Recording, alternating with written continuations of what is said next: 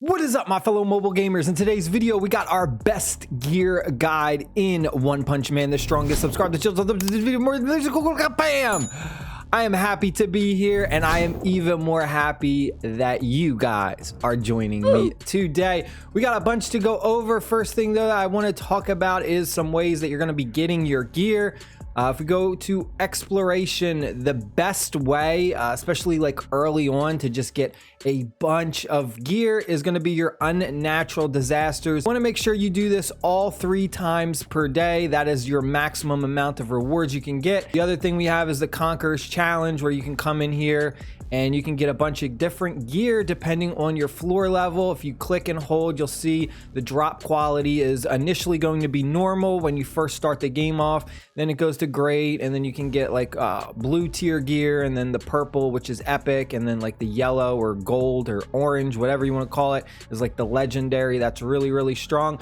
But early game, you know, you don't have access to a lot of that high tier gear, so you got to work with that common grayed out stuff. One thing that I also want to go over is the ninja training really quick. Throughout this is again for new players. If you go to your daily supply list, you can spend your blue diamonds to get you know, a discounted pack.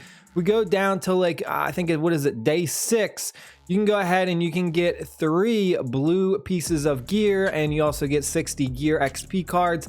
Now this is 588 blue diamonds. This is a lot of diamonds. If you are someone who is like free to play or a very low spender, like I only spent 99 cents just to get the Blizzard girl, then this is something you want to avoid, and that's only because you really want to use your diamonds on things like stamina, because if you have not already noticed, this game kind of punishes you if you invest really hard into like 1 or 2 characters.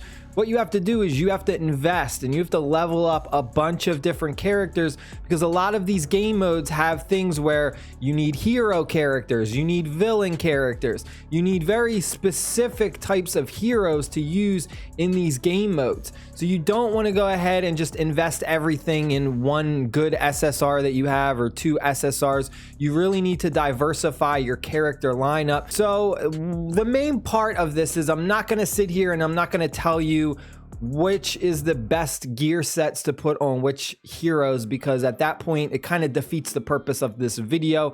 I'm not here to just tell you what to do. I'm here to kind of teach you and help you learn how to gear your heroes, and that is the main part of this. Is the main reason I make this channel, is because I want to help you, give you tips so that you can take what you learn from this game and take it with you to any other mobile game you play. Because let's be honest, you're not going to be playing this One Punch Man game forever. Other mobile games come out, you're going to play on those. These tips will help you out no matter where you go.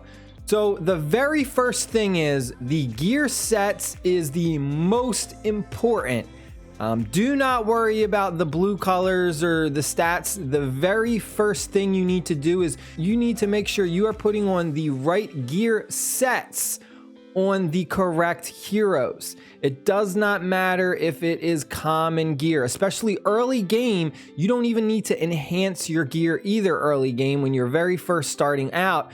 The most important thing is to get that set bonus, because these set bonuses, they're absolutely insane. I mean, they really will help you out in battle. The next priority is going to be the stats that are on that specific piece of gear. Now, this is going to play a huge role when it comes to which character you have the gear on. We have my SSR Atomic Samurai guy right here. We want to look for stats that are going to be attack. Defense, this isn't helping him at all.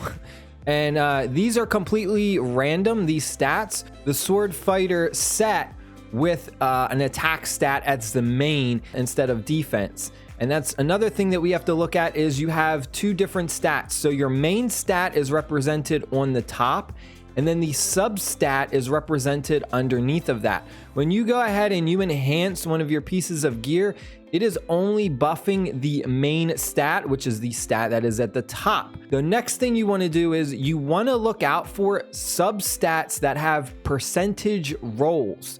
These are the strongest. These are the most important because these scale with your hero as they get stronger. If we take a look at the difference, let's say that we have this one is HP, and then let's say we just have a raw number right here of HP plus 258. This is terrible.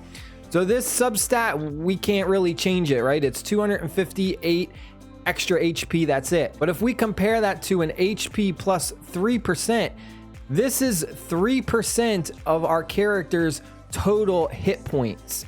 So every time it increases, this number is going to increase. So for instance, we could say that the 3% of his total would actually give him like a plus 250 HP, but then we keep leveling him up. It's up to 300 extra XP, and then 400, and then 500. So you see how this will always scale higher than any base number. Now, from my understanding, you cannot get a main stat as a percentage roll. Only the substats can show up as percentage rolls. So what I would do in this case is we're going to keep this set on him, but while we're out there and we're grinding our gear and we're trying to get more gear, I'm just going to be on the lookout for a sword fighter gear set that is for the foot, and if possible, at least a green rarity. And I'm going to want that main stat to be attack, and then I'm going to want that substat to be a percentage roll. Now, there is one case where a percentage roll for the substat isn't necessarily the best, and the other one would be speed. So if we take a look at something like this, you'll see that our substat is speed plus 10.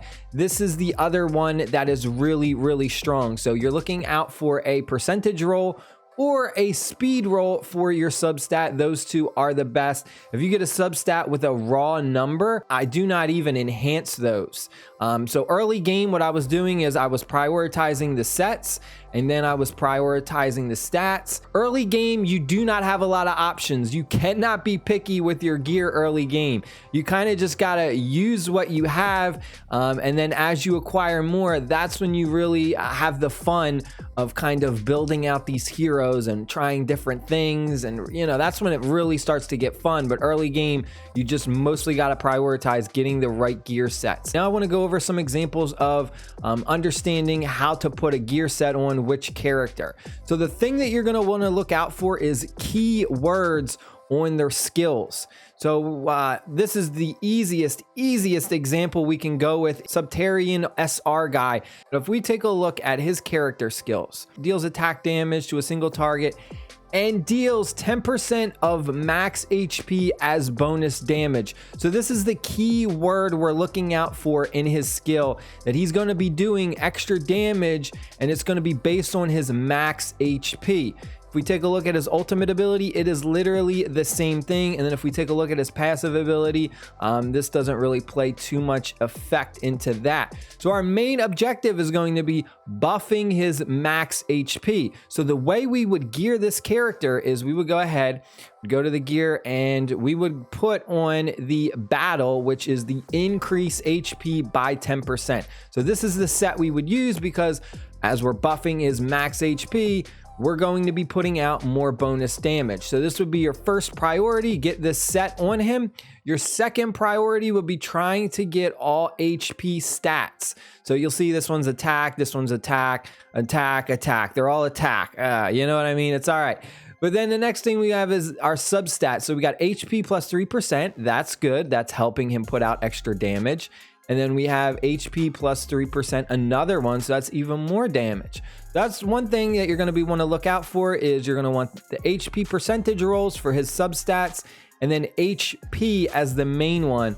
And it's just kind of luck of the draw. Like I said, you can't get too picky, but just kind of look for those, and then you'll prioritize the rarity, if it's green, if it's blue, if it's purple, orange. But on the flip side, it doesn't matter if you have an epic piece of gear compared to, say, a green, and the epic is like defense or, you know, some weird stats that really aren't going to help your character. That's pointless. Even if it is a high rarity, it's like, you really want to play off of your hero's strengths, and that's really important. This isn't like a game where if your character is really good at attack, you want to maybe focus on buffing his defense to make him balanced. You do not want to balance your heroes ever. You always want to play off of their strengths. If they are really good at attacking, then buff their attack. They're really good at defending or being a tank, buff their HP and defense. You always want to look out for what they are good at and try and make them even better at that.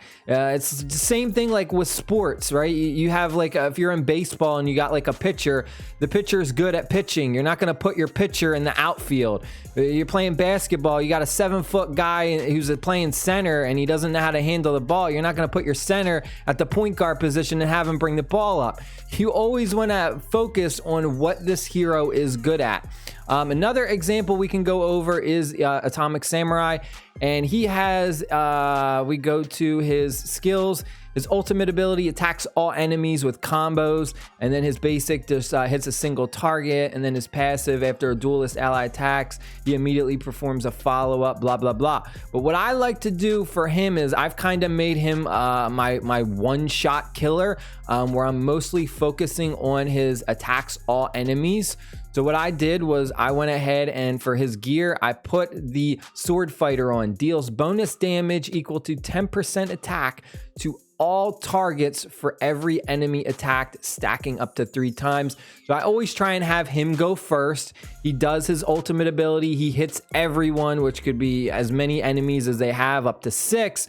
So you get a lot of attack damage right off. This is a really good set to put on characters that have really strong AoE damage. But there's other ones that you can also put on a character who's like an attacker. If we take a look at this gangster one, basic attacks deal bonus damage equal to 35% attack. This one I wouldn't put on my samurai because I really don't use his basic attack much. I'm usually always using his ultimate ability because it hits all the enemies. He does a lot of AoE damage. So this is something, you know, that you wouldn't use on an AoE damage dealer. Then we have enemies in the same column take 30% of the damage dealt to the main target. This would be good for characters who have like AoE column damage. The increase speed by 10%, the monk set. This is good if you have a character who does any type of debuffing to the enemy. And then we have something like formal. When attacking debuff targets, there's a 50% chance to inflict the same debuff to enemies in the same column. This is really good for some of those characters that have the shatter effect, but they can't hit like all the enemies. I'm going to do some videos where I go over some character building where I'm going to show off like a shattered team, a burn team, so that way you have a better understanding, and we'll also go over their gear as well. It's just kind of like, I got to get more characters and I got to get more gear to really show stuff off like that. So, you know, it's going to take a little bit of time, but we'll get there eventually. We mainly prioritize his passive ability so that whenever an ally attacks a target inflicted with injury, he launches a follow-up. So because of something like that, we know he's always going to be doing a follow-up attack. So something as simple as the martial arts gear set, which increases attack by 10%, you know, just helps out. It just helps him put out more damage. And then we would just basically be looking for all attack stats. I hope you guys and girls enjoyed the video. Stay happy, stay safe. I'll see y'all later. Peace.